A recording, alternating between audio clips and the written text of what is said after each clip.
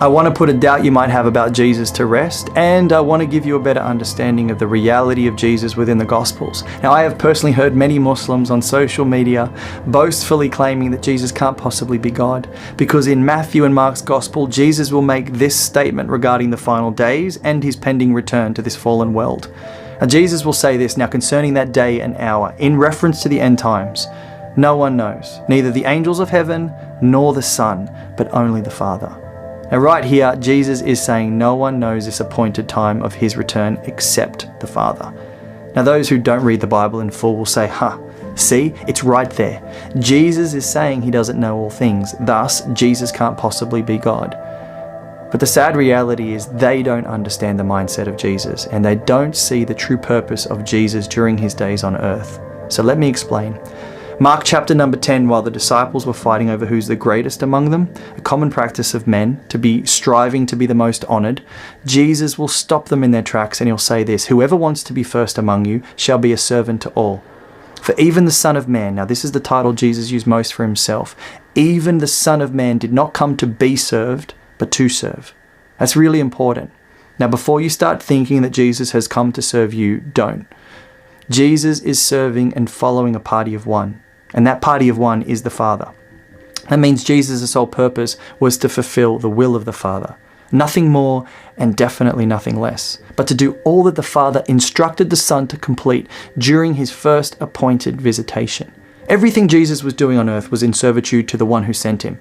The one he claimed to have relation with in the beginning and from the beginning. Everything was about glorifying the Father. Now, if I take you to the Gospel of John, chapter number 14, Jesus says something very interesting to his disciples, which will help us make complete sense of the reasoning why only the Father knows the appointed time of Jesus' promised return. Now, Jesus is having his last meal with his disciples, and they are terrified at what Jesus has told them must unfold next. But then he says this, do not let your hearts be troubled. Trust God. Trust also in me. In my Father's house there are many dwelling places. If it were not so, would I have told you that I am going to prepare a place for you? And if I go and prepare a place for you, I will come again and I will take you to myself, so that where I am, you may also be.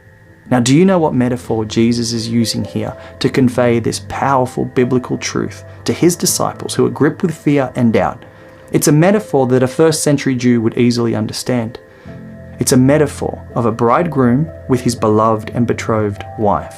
Now you see, in ancient Jewish culture, the engagement begins when a man makes a vow to his future wife, he courts her, he makes a covenant promise to her, and then he will go away and prepare a place for her in his father's house. You see, the son lives in his father's house, and then he will spend a year building a place for himself and his new wife to be, which will be a direct extension of the bridegroom's already standing father's house. Now, if you don't understand this custom and culture, you completely miss what Jesus is doing here. But let me ask you this question. Do you know who tells the son when the room is ready, when he can finally go and welcome his bride? You might be surprised, but the son doesn't decide when he goes to collect his bride. This decision is left to the Father. And when the Father sees that the room is ready, then and only then will he say to his son, now my son, go and collect your bride. Go and bring your beloved to her new home. I mean, how beautiful is that? The son must wait for the Father, and only the Father knows and sets the appointed time.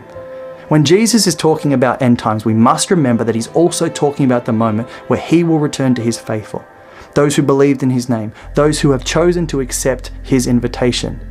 And even more than that, within the Jewish text, we find that God compares himself to a husband-like figure. Isaiah 54:5. This is what it says, "For your Maker is your husband, the Lord of hosts is his name, and your Redeemer is the Holy One of Israel. He is called the God of the whole earth." So when someone says to you that Jesus can't possibly be God because he doesn't know the appointed time, you need to tell them, no, you missed it. Jesus is actually showcasing his perfect ability to honor his Father in sonship and in servitude. Now, to the Muslim who may stumble on this video, I want to say it this way. Jesus never came to glorify himself. What sort of example would that leave for us to follow after? He came to glorify his Father, and in turn the Father will glorify the Son. There is no pride. There is no privilege. The focus was to honor the Father above all things.